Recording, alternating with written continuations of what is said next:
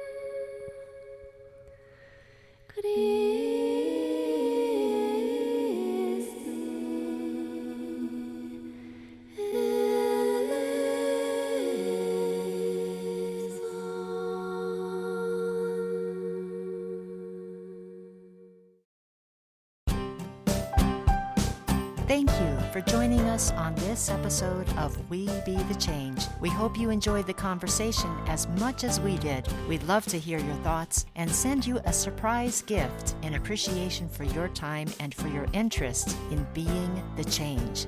Just head on over to songrise.live. That's songrise.live. Go to the contact page and tell us which episode you just heard and any feedback that you might have. We'll respond with a gift just for you. And while you're there, check out the other resources, songs, and subscription choices with their bonuses too. Also, thank you in advance for your podcast ratings and reviews. These help us greatly. So until next week, this is Colleen Akiko, appreciating that you showed up here with us to be the change.